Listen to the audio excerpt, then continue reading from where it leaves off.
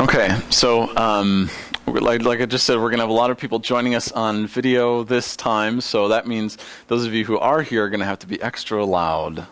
So you can't hide when it's a class this small. That's like I had a Hebrew class this last year, and there were, second semester there were only 5 of us in the class, so you could not hide, and you had to pronounce everything, because if you didn't, he'd know. So I apologize again about the Unit 2 video not going up. I had troubles capturing onto the computer, then by the time I did that, I had troubles editing it. By the time I got past that, I had troubles exporting it. By the time I got that to work, YouTube said it was going to take 5,000 minutes to upload. So it's still uploading right now. So you will get that eventually. But all of you were here last week and the week before, right? Okay. So I don't need to hand out any Unit 2 materials then. Okay, so I had a couple of people request that we just do a brief review at the beginning of each unit of the previous units. And since people are missing things, it might be more than a brief review, because this is really one of those areas where what we're learning builds upon what we've learned previously, so it's really hard to skip something or not understand something. So we'll just start by reviewing Unit 1, and really we don't need to review any of this about the history of Greek. We will come back to the Lord's Prayer a couple different times tonight, so I don't know if you want to set that aside or just remember where it is. But Unit 1 was mostly about the alphabet. So we'll just do like we've done before. I will say the name, and then you repeat after me, and then we'll go through it a second time and say them together at the same time. So I suppose if I really wanted to, I could test you all and see who's doing this with, their eyes closed or something. But okay, so repeat after me. Alpha, beta, gamma, delta, epsilon, zeta, eta, theta, iota, kappa, lambda, mu, nu, xi, omicron, pi, rho, sigma, tau, upsilon, phi, he or chi, either way, psi, omega. I'm going to scroll down here to where I had them laid out differently. And again, this was just to help with memorization, to see how it parallels the English language and where it diverges. The blue is really hard to see up there, but you should have a printed copy. So we'll try saying this together. What's that? Yep, you have it somewhere. If you'd rather look at the other one where the letters are still printed out with the names, you can. But you really want to get to the point where you can just look at the Greek letter and be able to say the name. So, and not reading A-L-P-H-A, alpha, but just seeing the letter. So let's try saying these together. I also want to note, I can't remember if I said this in person or just on the video, but all the ones with T's in them, like beta, if we were really being good with our English pronunciation, we would pronounce those T's. But usually when we're speaking English, especially quickly, we don't pronounce our T's, so it becomes beta, eta, theta. So that's fine. I won't. We don't need to say eta, theta every time. So I go back and forth on that sometimes. Anyway, let's try saying it together. Alpha, beta, gamma, delta, epsilon. And then we diverge for 3, but at least they rhyme. Zeta, eta, theta. And then we're back to paralleling the English alphabet for quite a while with just that one xi thrown in there. So together, iota, kappa, lambda, mu, nu, xi, omicron, pi, rho, sigma, tau, upsilon.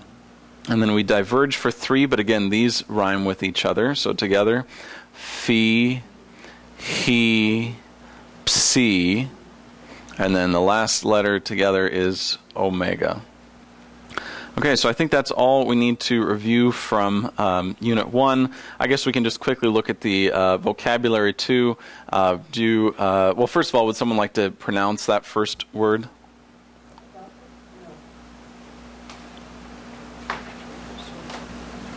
On the vocabulary for Unit 1. You just have one thing wrong, and it's the omicron is a short ah sound. Yep, angelos, and that means messenger or angel. The second word? Logos, yep. And that means? Word. The third word?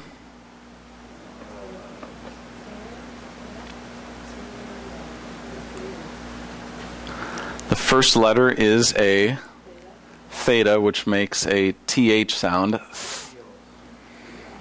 The second letter is epsilon, which makes a short eh sound. Theos. Yep. And that last vocabulary word? Chi. And do you remember what the alpha iota is called in this word when we pronounce them together, even though it's two diphthong? Yep. Okay, so that's Unit 1. Let's go to Unit 2. Does everyone have Unit 2 materials with them, or do you need copies? Okay, so you... What's that? I need a copy. Okay, Unit 2.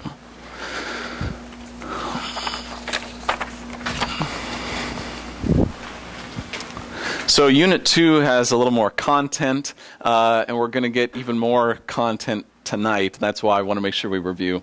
So a diphthong is a sound made by combining two vowels.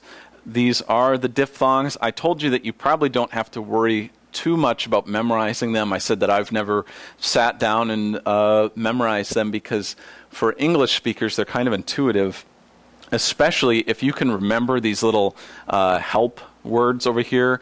And it's not like, I mean, you could have used any word that had OI that worked here. It's not like oil's a magic word. But if you can remember those, these are pretty easy for us to remember, especially because these are all letters that look like their English counterparts, with the exception of maybe eta right here, which we know is not an N. It's an eta. So I'll just quickly do these. The alpha iota sound is I as an isle. Then epsilon iota is A as an 8. Omicron iota is oi as an oil. Alpha upsilon is ow as in sauerkraut. Omicron upsilon is oo as in soup. Upsilon iota is we as in sweet. And epsilon upsilon or eta upsilon is u as in feud. So I have a question. Yeah. How do you suppose they have epsilon and eta? They're the same. Say that again? Those two the same basic sound. Which I didn't hear which ones. Eta. Well, epsilon is the short eh sound. Well, took the words you got there, like okay, obey, a, and vet, a. So it's eh versus a, and that's where to the first letter or the beginning of the spelled out name of the letter. The beginning of the name of the letter helps you with the pronunciation. So epsilon versus eta. So F versus A. So in our language, though, E can be both. Yeah, in English, E can be or A or E. Yeah. I thought what you were going to ask was why. What was I going to say? Like here, why do you have this sound, epsilon iota, that makes the A sound as an 8 when eta makes that same sound? Which makes sense too. And it's just that languages. What's that? Yeah, and that's just that. I mean, languages aren't perfect, and they change over time, and there are a lot of exceptions. So. Anyway, those are the diphthongs. Basically, you just need to, it's just for pronunciation when you run across them. And it should be fairly intuitive. We talked briefly about improper diphthongs. This is where I usually don't even refer to them as improper diphthongs. I usually just think of them as iota subscripts, which it says later on there. And that's just when you have an alpha, an eta, or an omega, and the iota, instead of being, I don't know, I guess it would have been afterward, it subscripts underneath, so it would look like that. And we said that these iota subscripts are not important for pronunciation, but that they do change the word itself. It's like the example I used would be if you took the silent E off of an English word, it's no longer the same word. So they are important, but not for pronunciation. I should back up too. I was going to mention that for the diphthongs, remember that the second vowel in each of the diphthongs is either a what or a what?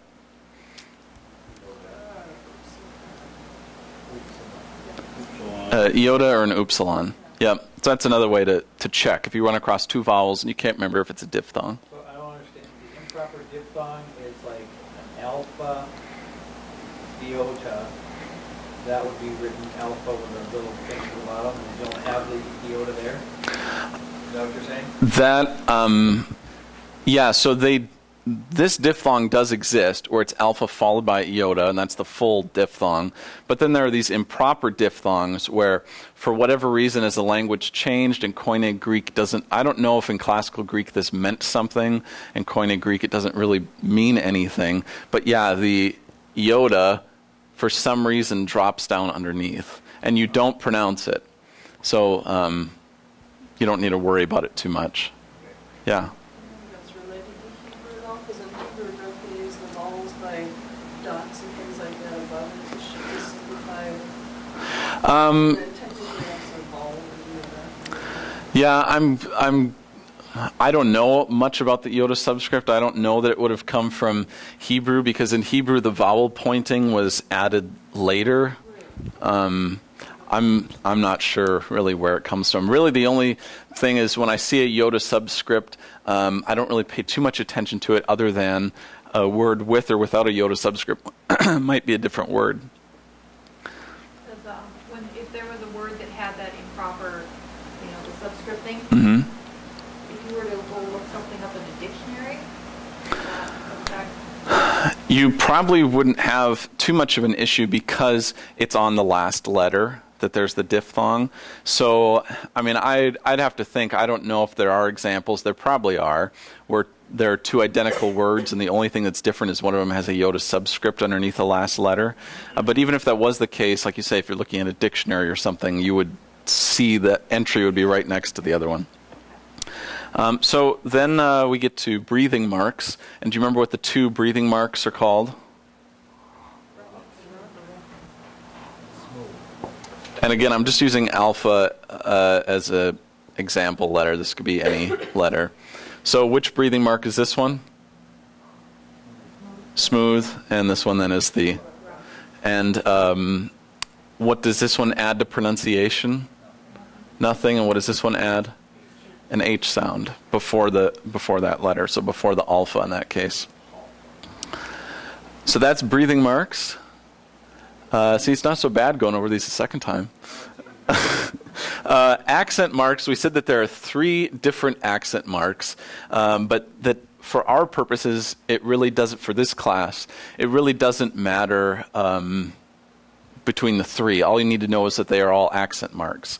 So if you really want to know the names, they are acute, grave, and circumflex. So the acute looks like that, the grave looks like that, and the circumflex, I need to correct myself, because last time I told you that depending on the font it might look different. I told you that it would either look like that, which is true, or I told you it would look like that, and that was a mistake on my part. I caught that when I watched the video. The circumflex goes that way. You drew it that way some other time. Okay. I was gonna Yeah, you should call me out. So the circumflex is either that or that. Now, okay, the question I had when I looked over this, do they mean anything different? For our purposes, no. This is another thing that I didn't mention last time that I wanted to add this time, is that the accents, and again, accent doesn't mean like a Southern accent or British accent or something. It means the emphasis, the stress.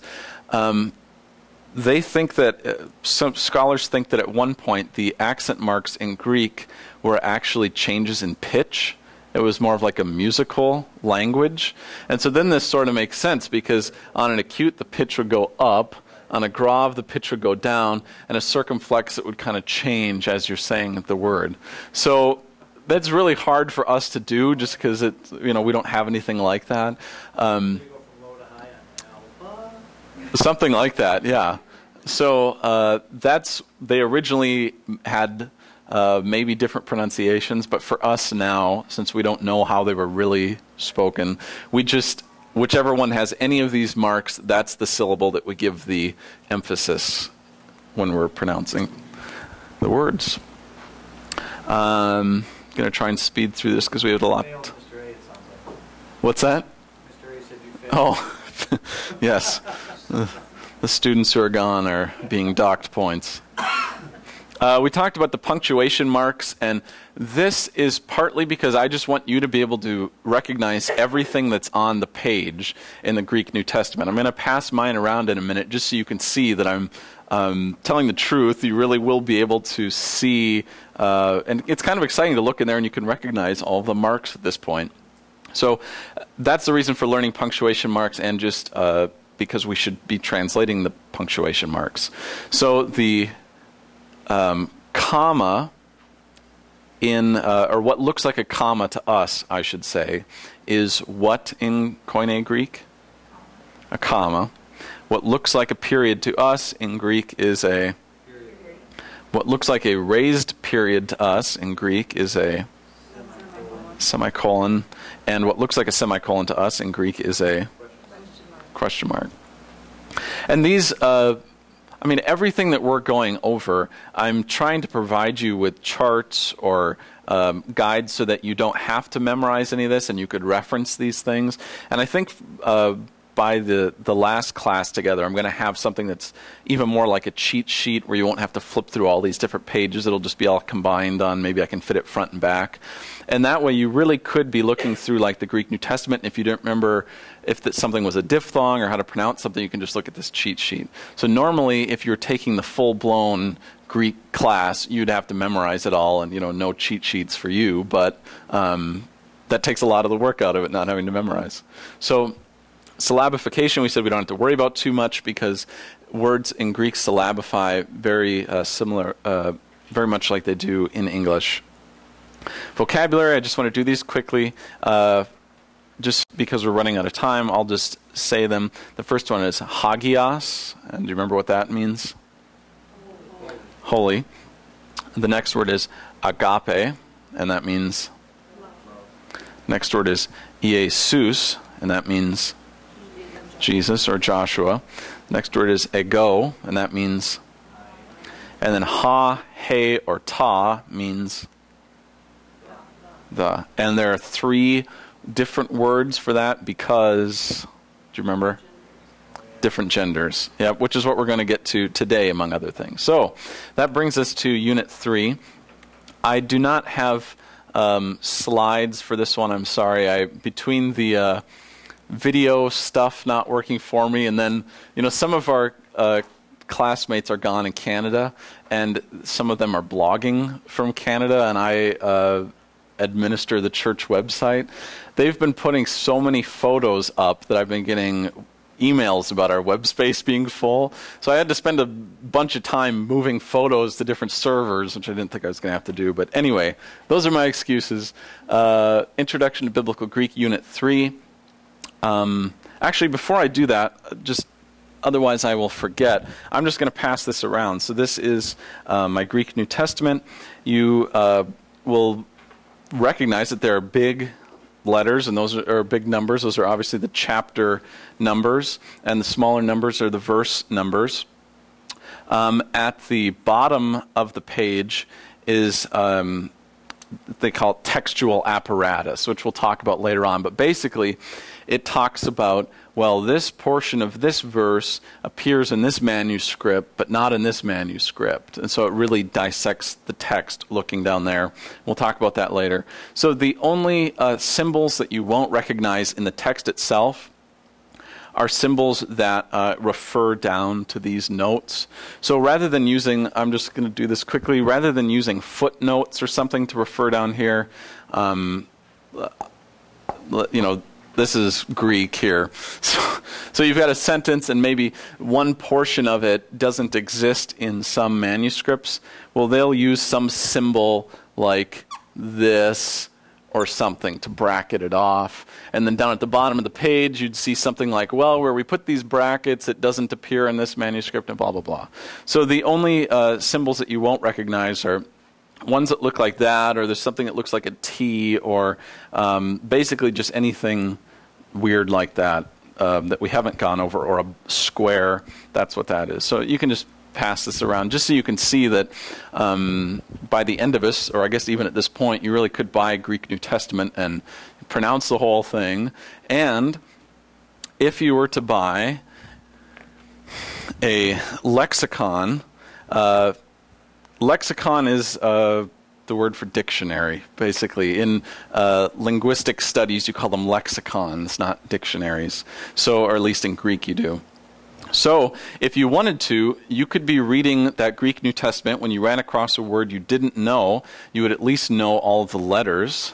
And if you had something like this, since you know the alphabet, it's in alphabetical order, obviously, you could look it up in here and find the English meaning for it. And depending on the lexicon, it might tell you which other verses it appears in and things like that. So we'll get more to this later.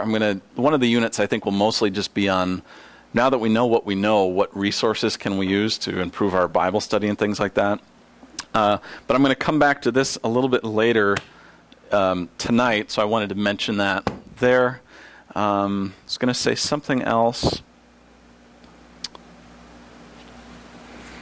Let me grab my...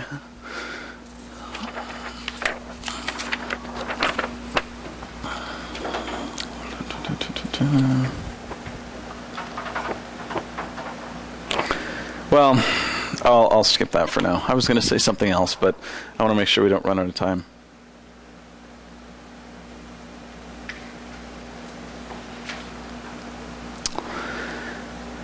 I was going to have us practice pronouncing the Lord's Prayer a little bit more now, but we'll save that to the end if we have time. So I keep telling you that I want to get us into the Scripture itself. And if I keep saying that and not doing that, it's going to be like the boy who cried wolf here.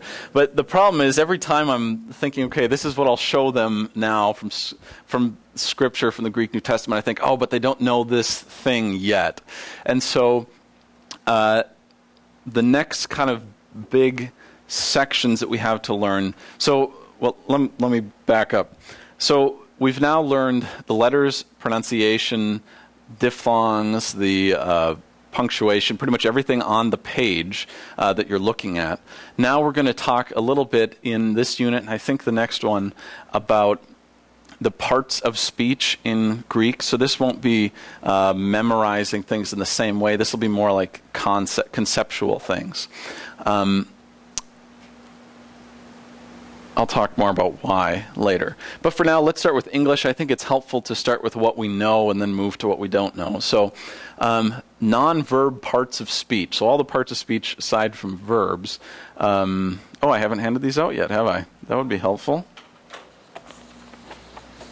And these, I know you probably don't want to hear me saying this, but I need to redo some things on these two, so you'll get revised versions of this, but for now it'll work to take notes. And I guess transferring your notes later, if you choose to do so, will be a good practice.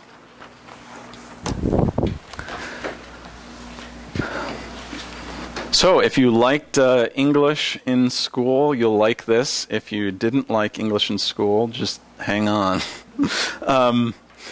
So a blank is a person, place, or thing. A noun. English examples, could write just about anything.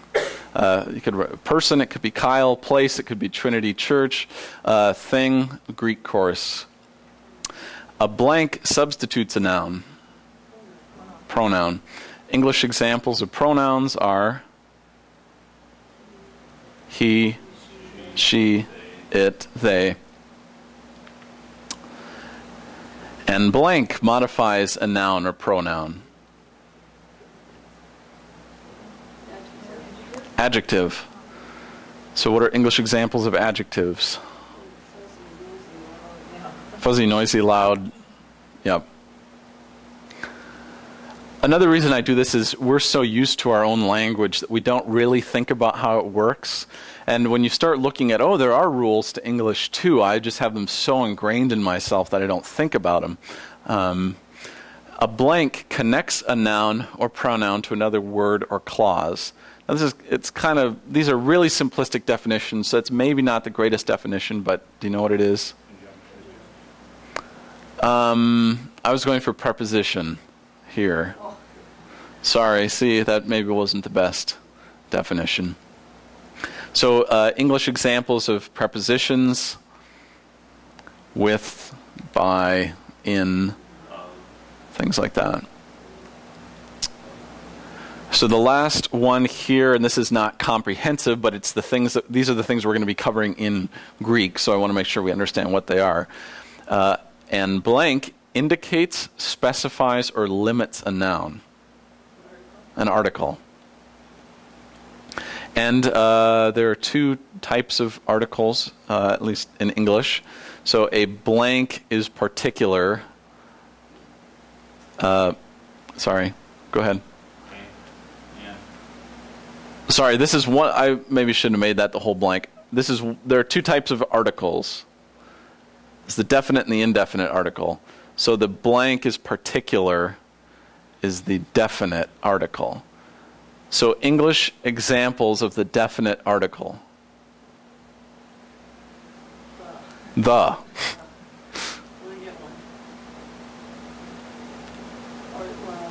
These, those. And so the other one, an indefinite article, is, sorry, I didn't mean to make that another blank, basically just not particular. So the English examples are a or an. I think that's all. Okay, we did that kind of quickly, and that's a little sloppy, but does that make sense? Or do you have questions on any of those? Okay. So here I'm going to have us thinking about English also, and I'm going to try, and I didn't do slides because I'm going to try and use the board more because I wanted to try and do some of this. I didn't know how to pre-plan this. So we might crash and burn, but we'll try. So I want us to think about some parts of English that we don't usually think about.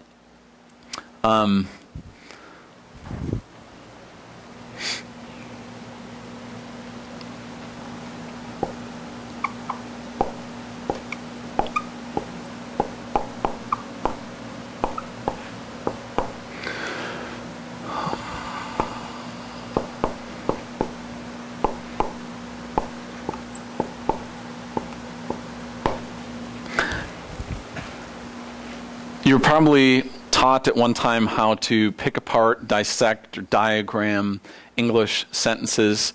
I'm going to change went.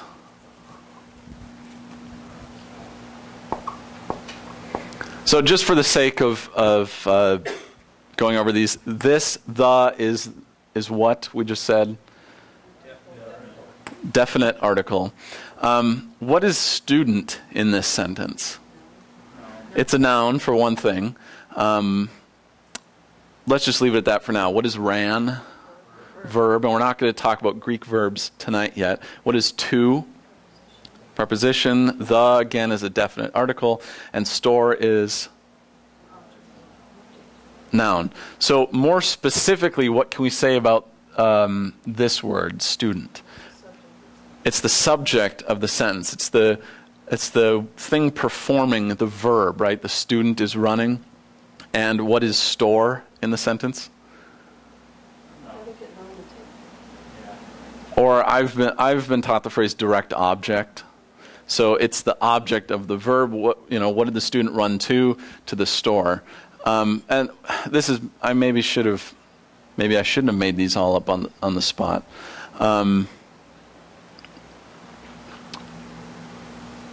Well, we'll leave it at that for now. So what if student was not the subject of a sentence? What if student was a direct object? So what if we wanted to say, the teacher graded the student? Student still looks the same. It's still the same word. It doesn't change, right? Same with if we wanted to switch store from being the direct object of a sentence to being the subject of a sentence. The store opened today. It would still be the same word. It'd be S-T-O-R-E. We have, let me make sure I do this in the right order.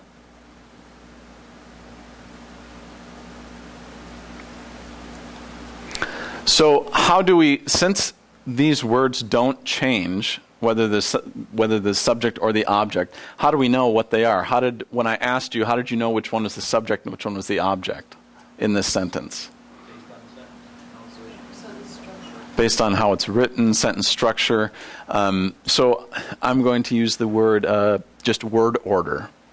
The word order, right? Usually, basically, it's whatever comes before the verb is the subject, and what comes after the verb is the object in simple sentences.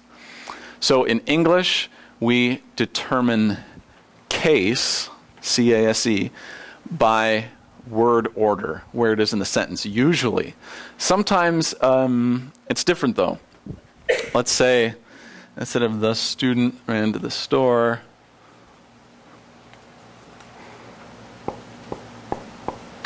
he ran to the store. Now, he's the subject, right? Now, what if we want to make he the direct object of a sentence? So, the teacher gave a grade to he.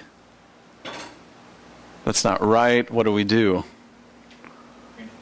Change it to him. So this becomes him. So some words in English do change depending on whether they're the subject or the direct object. The pronouns, like he, it would be the same with she. She becomes her. And there's maybe other ones I could think of too. But some words do change based on their case, whether they're the subject or the direct object.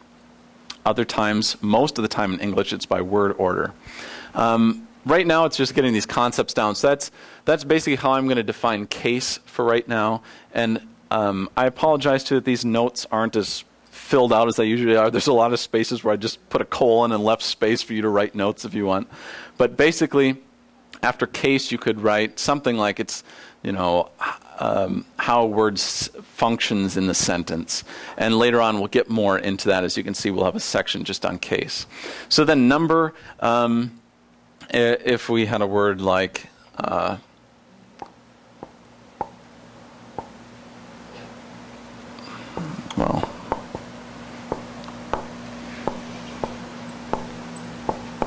he ate an apple.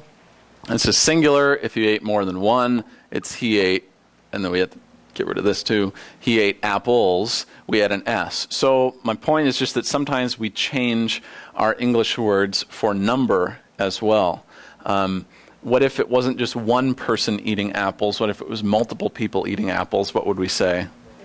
They.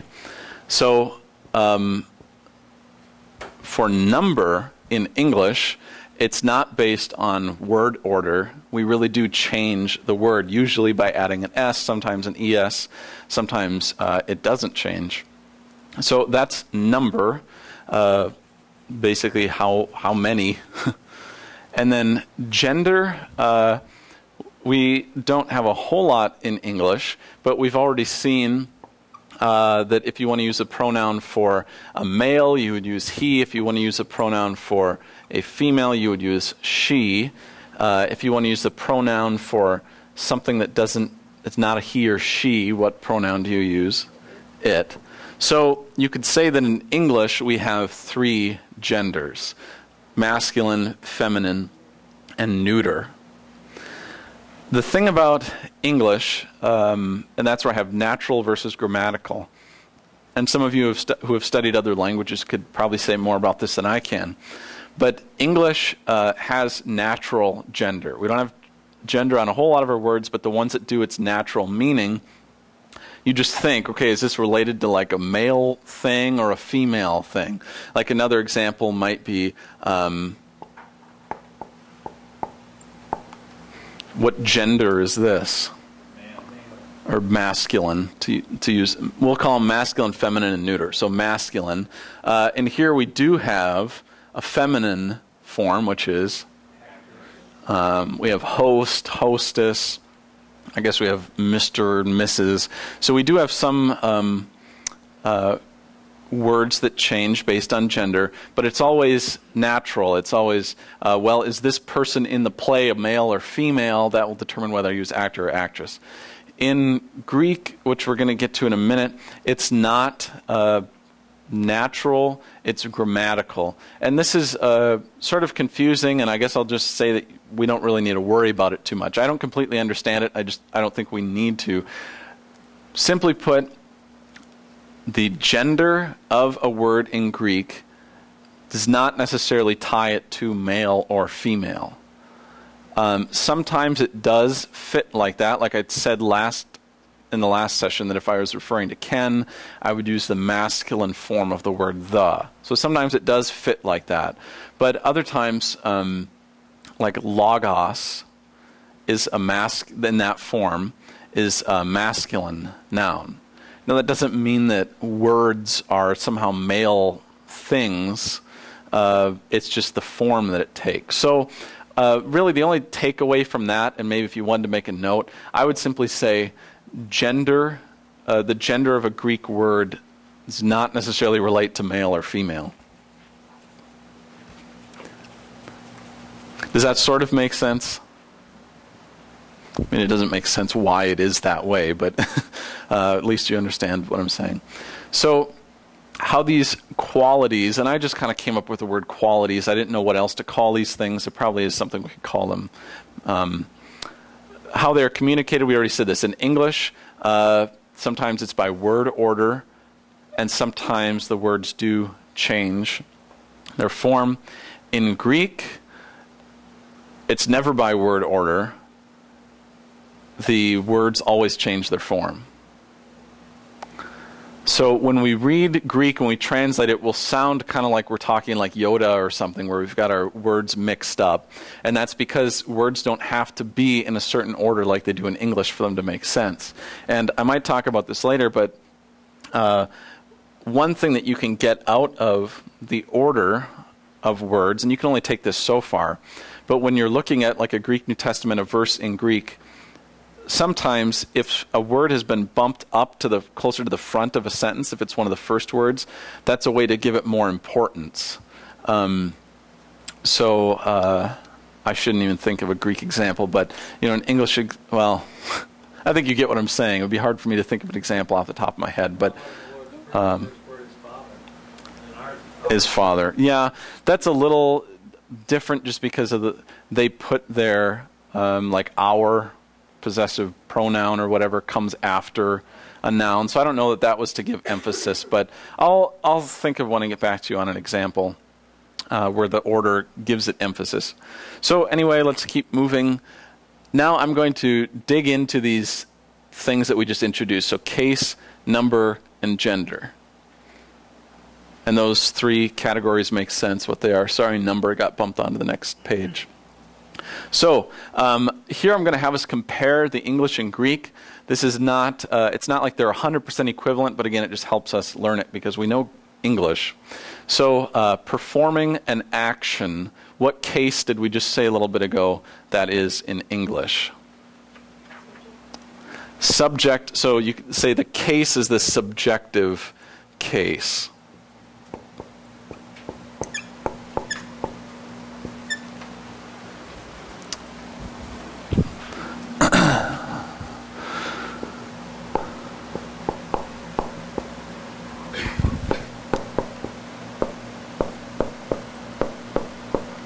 In Greek,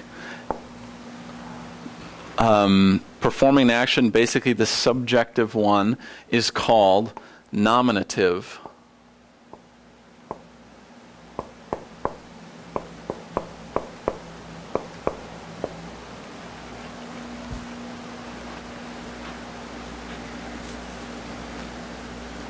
So just think the subject of the sentence, nominative. So the student ran to the store. Student would be in the nominative case. So possessing something, what do we call that in English? I sort of give it away in the name.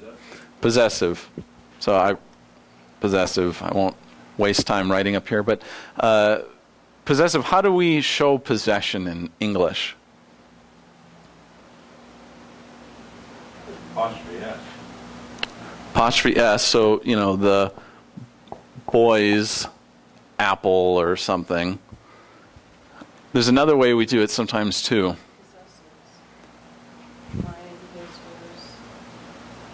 Oh, right, yeah, the possessive pronoun. So, like, his apple.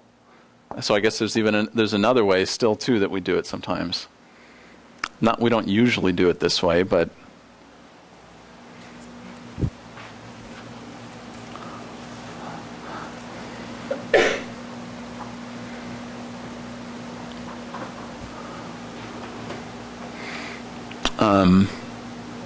This is a weird example, but it's what's coming to mind right now.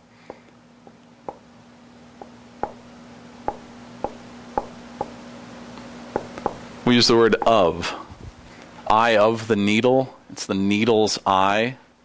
I don't know why that example came to mind, but you know, the computer of Kyle. Well, we don't usually say it like that, but there are times when we use of to show possession in English. In Greek, it's the same concept for the most part, and it's called genitive. So, yes, these are different terms, but just think of the English counterpart.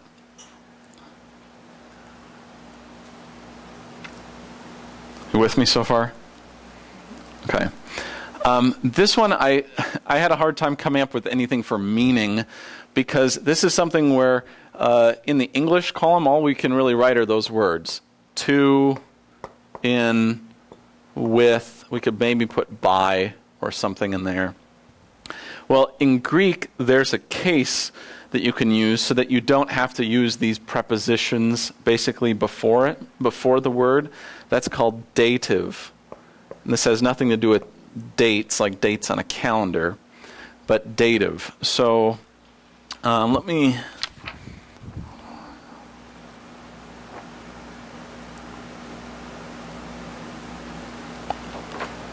In the Lord's Prayer in the first line, well...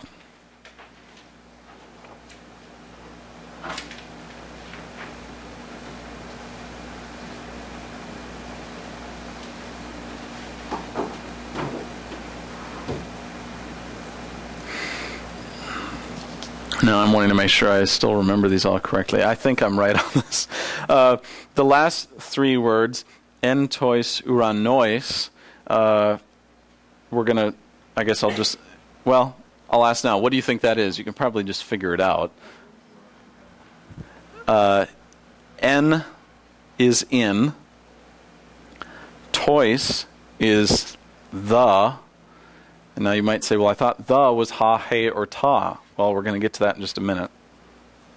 And then uranois is heavens. Notice it's heavens, plural. Our Father in the heavens. In that case, it's dative because it's saying our Father in the heavens. So dative just kind of associate with English prepositions. One more case, we've already talked about this, something that's receiving the action in English we call the direct object, and so we'll call the case the objective case. And if it helps you to write little notes like direct object or something. Well, in Greek, again, it's a different word, but don't worry about it. It just means the same thing. It's called accusative. Sorry, I might be getting too low for you to see.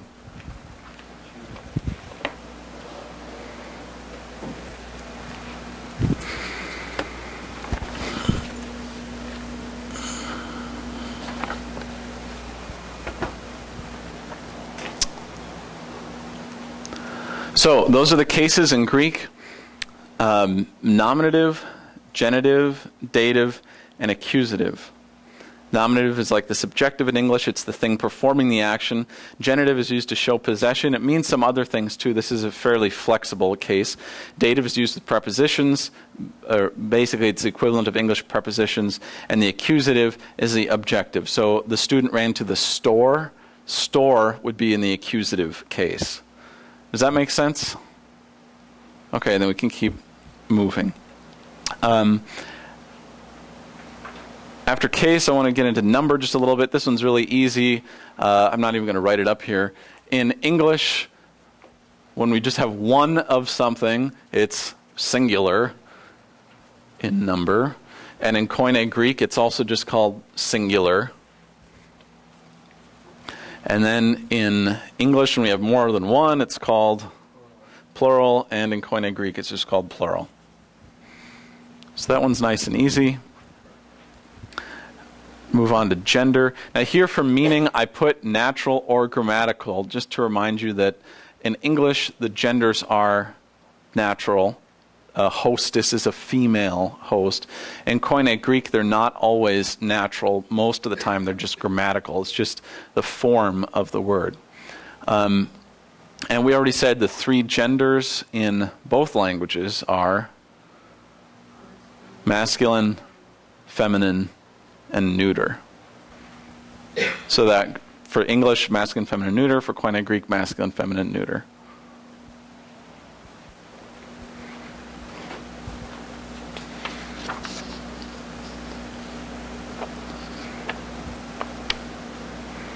I'm hoping I spelled all those cases correctly. We usually abbreviate everything, which I'll get to in just a minute. Agreement, I'm sorry, all I put on here for you right now was a note. I'll give you more on the revised version. But agreement means, let me see if I have an English example written down here. Well,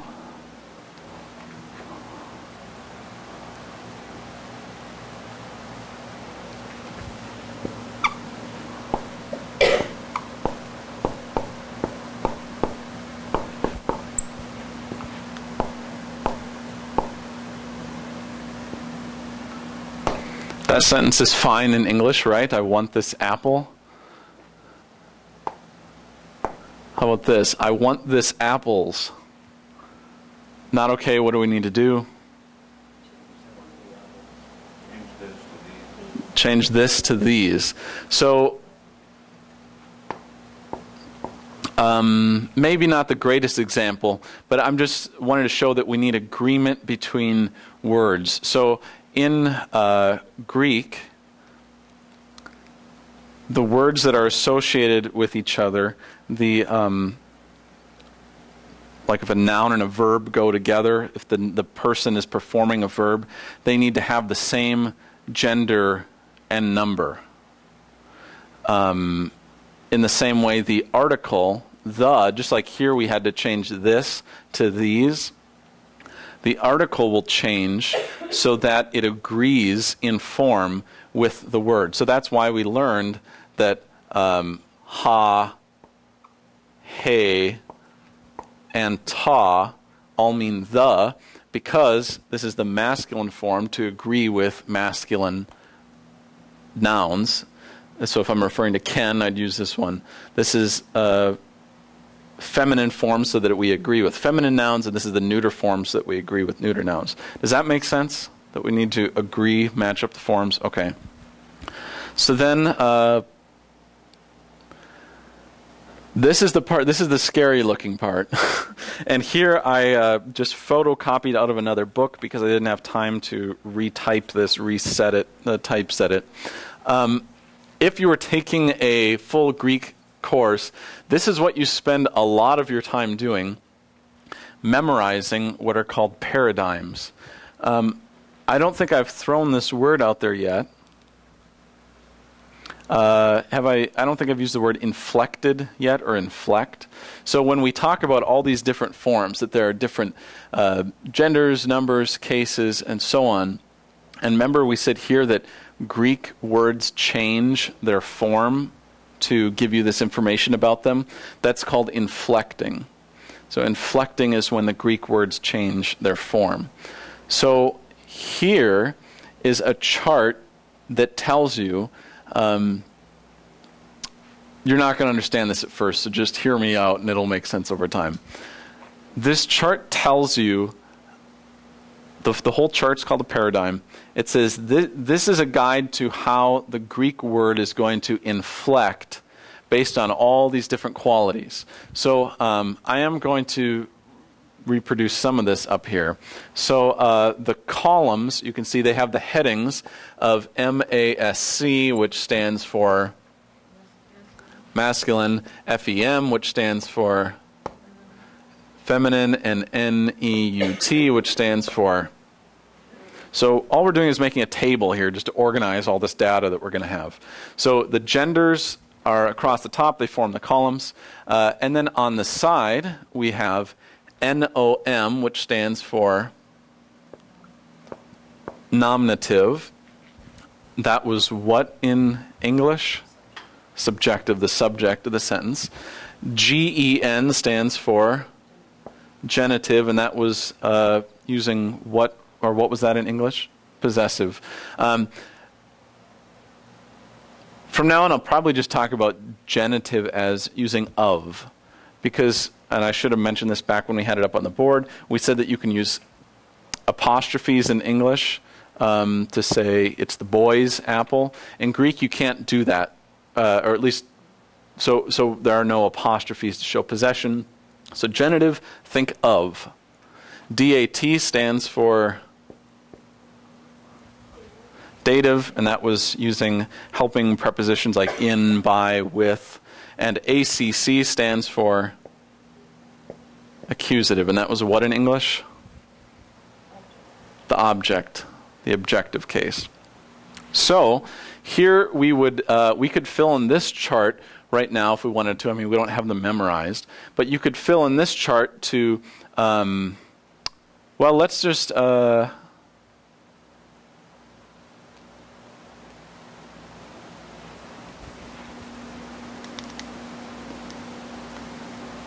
I'm going to try this just with English. So a nominative masculine, we'd have like he went to the store. Genitive would be, you know, of him, which sounds weird. So in English we usually do his, or it would be a word with an apostrophe. The dative masculine would be like to him or in him or something like that. And the accusative would be him. So you never see this. You don't see English words put into the table like this, but I'm just showing you that's all this is it's going to show us all of the different forms that a word can take based on its gender, its case, and then we have one other thing, the number. So the way they do that, this, at least in these charts and in a lot of charts, is, well, we'll kind of just break it in half, and we'll call all of these the singulars. So SG stands for singular, and then we're going to have another few rows here. I'm going to run out of space, but where we do nominative, genitive, dative, and accusative. And again, don't be concerned at this point because you don't have to memorize this stuff. And then we'll put PL, which is the abbreviation for plural. So we said that English words don't, most English words don't change their form based on where they're used in a sentence, but Greek does. So you can see how very quickly you get a lot of different Greek words, because you're going to have a word here, here, here, here, here, here, here, here. You know, you got to fill in every single one of these cells with a different form of the word. So these charts, which, like when I did Greek, I had to memorize all of these, but for you, you can just use these charts. The way that Greek words change for nouns, which is what we're focusing on right now, is they add letters to the end of the stem of the word. So you can see that in this very first cell, it's a sigma. And in this case, what kind of sigma is that? Final sigma, because it's going to be the last letter here. So we'll use the word logos. And I'm not going to worry about accents or anything right now because I don't want that to complicate things. So we could fill in the first cell, if we wanted to, with logos, like this. You notice this is the form that we memorized, and it ends with a sigma. That means if you chop off that ending, there's the stem of that word. So what we're going to do is just take the stem and put these endings on it to form all of these different ones. So yeah, it's a lot of different words, but you can figure them out because it's just adding on. So here we'll have lambda, omicron, gamma, omicron, upsilon. We just formed the genitive singular. So how would this be translated? Remember, it means word. How would you translate this in English?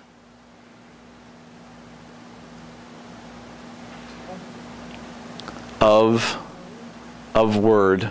We'd probably have an article in there, so it'd be of the word. And then we can make the dative by taking the same stem and putting iota on the end. So this would be translated in English something like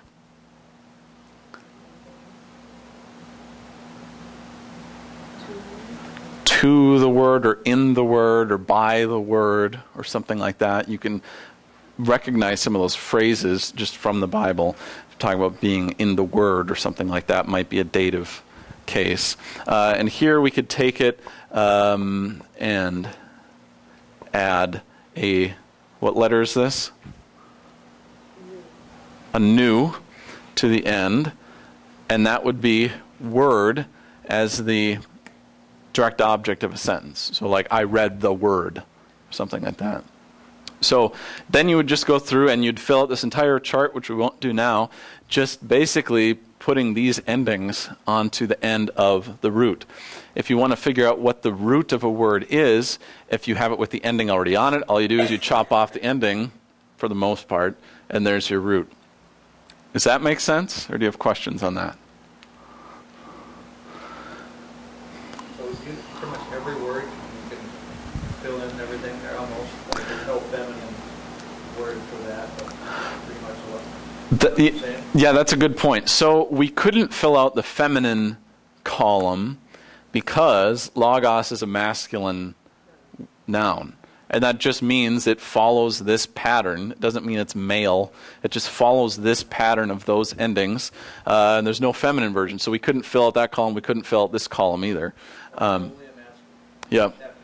Yep. Well,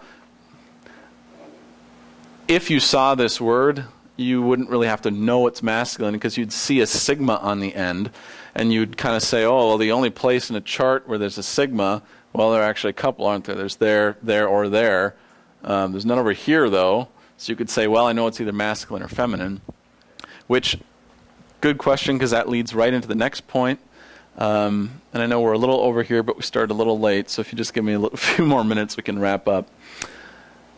Here it says, when attached to the final stem vowel, they look like this. Again, I know this is information overload, but be glad you don't have to memorize it. I'm just making you aware of what's in these charts so that you can use these charts. The final stem vowel, so you'll see that these are all the same endings, right? Up here we have sigma, upsilon, iota, nu. And here we have sigma, upsilon. What happened to the iota? Iota. It went underneath, became a iota subscript, and the nu. The letter in front of it is an omicron in every case, except this one's a little weird. But here again, you see omicron, omicron, omicron. The masculine nouns, the final stem vowel is an omicron. I probably should have put a spot on your sheet somewhere to write that. But the final stem vowel is an omicron for masculine. Okay. For feminine, the final stem vowel, there's 2 of them. Can you tell what they are just from looking at the chart? So this is the letter that's coming before the ending. These are the endings. What's the letter that's, there are 2 of them. What are the letters that are coming before those endings?